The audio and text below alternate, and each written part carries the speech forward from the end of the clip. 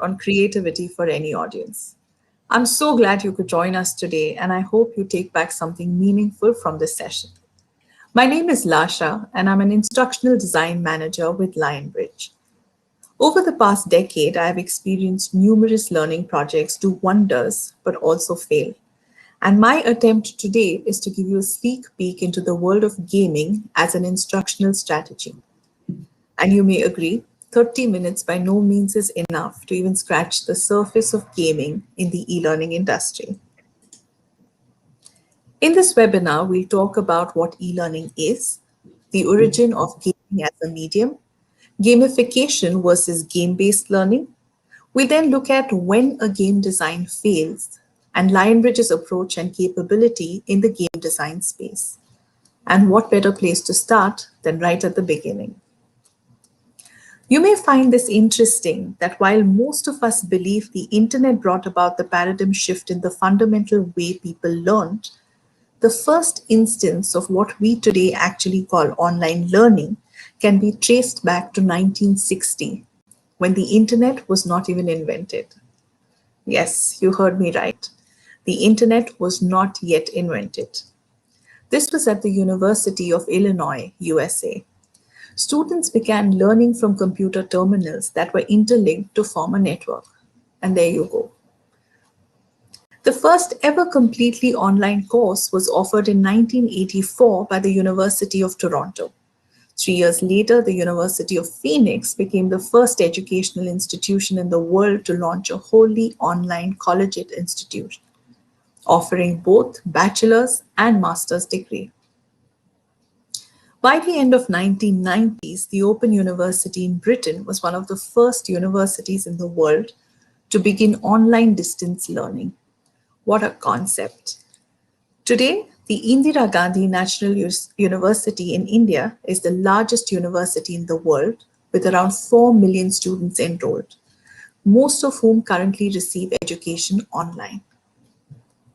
According to Global Market Insights e-learning research report, the e-learning market size surpassed 200 billion USD in 2019 and is anticipated to grow at over 8% compound annual growth rate between 2020 and 2026, taking the e-learning market to 375 billion USD by 2026.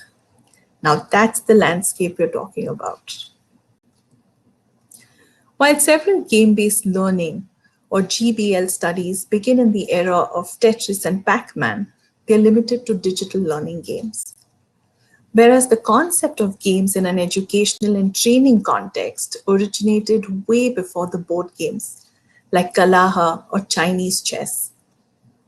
Other forms of educational games for training, strategic and tactical thinking, language skills, math, and other subjects have also been around for eons. Games and game-based learning were well-known ideas in ancient Greece and during the Roman Empire. The oldest African board games were built more than 5,000 years ago. Numerous game-based research findings indicate the view of games and game-based learning varies between epochs. However, the idea of complementing theoretic and abstract concepts with concrete and motivating play seems to have had a constant value.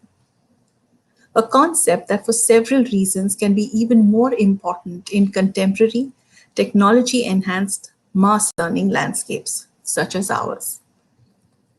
So then by definition, what is a game really? As a noun, it's an activity that engages in for amusement or fun. As an adjective, it is defined showing eagerness or willingness to do something new or challenging. And as a verb, it is defined by manipulation of a situation typically in a way that is unfair or unscrupulous. These definitions reveal a common theme of motivation: intrinsic motivation.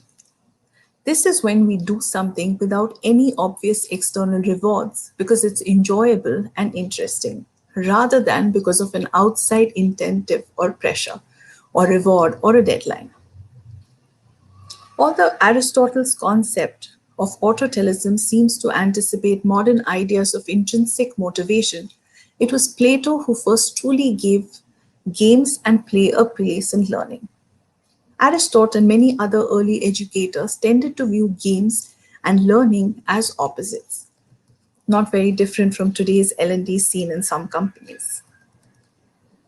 As most of you may already be aware that despite of this, Plato explicitly recommended games and play as a tool for instruction, and his ideas were taken up during Renaissance. This inspired other modern philosophers like Piaget, who envisioned learning and play and games to be truly integrated. I'm sure you'll agree that in today's broader context, both intrinsic and extrinsic motivation are necessary for any game design to be successful. How then should we approach our game design? Before we get into the heart of game design, I'd like to address a common misconception between game-based learning and gamification. Game-based e-learning, unlike e-learning gamification, is not about including game elements to non-game contexts. Instead, the game itself is the foundation and the training content is tapestried into it. So for instance, asking the learners to drag and drop their choices or choose from a predefined set of options can be dressed as a game. It does not technically qualify as a game learning though. Let me paint a picture for you. Say you manage a large team and I give you a scenario, and with each option, it either takes you to being a more popular and successful manager or makes your team members disgruntled. On the surface, this does sound like a game, but when you strip the visuals, is it really a game? Ask any game designer, and they'll tell you the 5 elements of game design are mechanics, space, goals, rules, and components. Say you're able to nail these 5 elements. Does that ensure a successful outcome? Well, maybe, maybe not. And there are various reasons for a game design to fail. Let's look at a few. Motivators, which means creating meaningful experiences. It is important to check our motivators.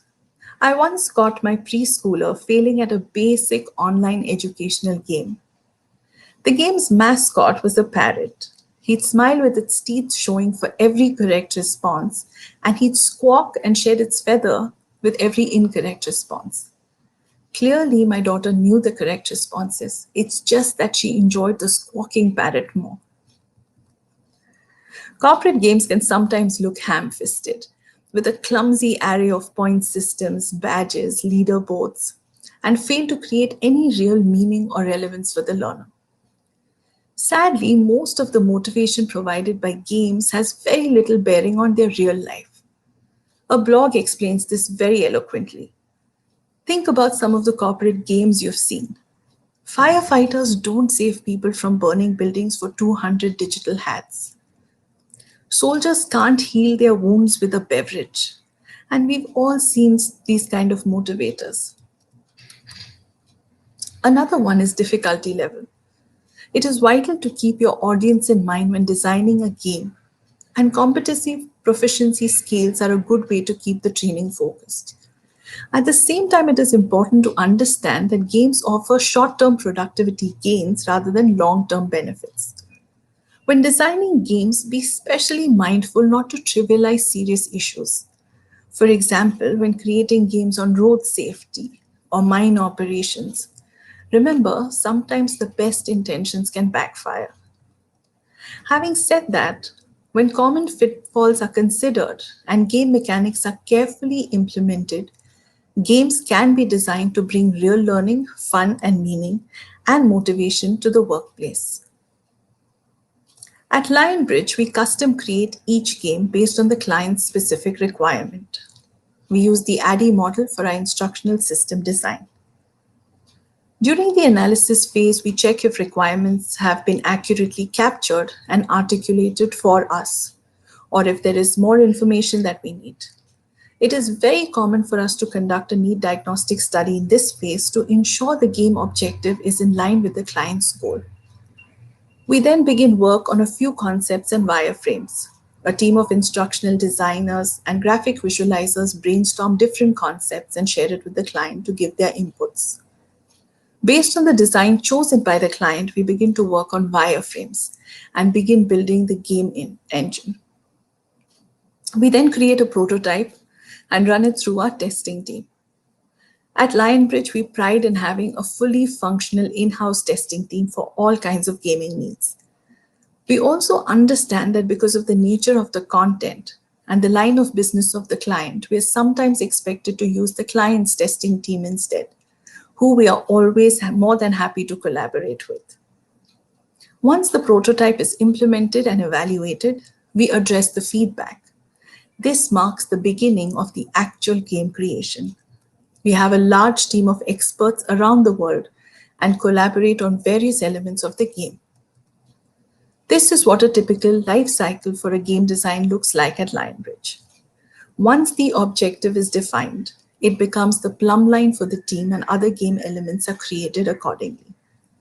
During each phase of the project life cycle, we have our eyes on the plumb line. And the categorization of the learning objective is always at the heart of all design decisions. Now that you have all the elements of a good game design in place, does that ensure success? Despite the growing interest in the effectiveness of game-based learning, there is a lack of empirical evidence on the effectiveness because of the outcome measures of assessing effectiveness, varying methods of data collection, and inconclusive or difficult to interpret results. In order to be able to measure the actual success of a game-based design, a combination of cognitive, motivational, affective, and socio-cultural perspectives is necessary for both game design and game research. And there is no one overarching or integrated evaluation tool for game-based learning today. This is a space still being explored.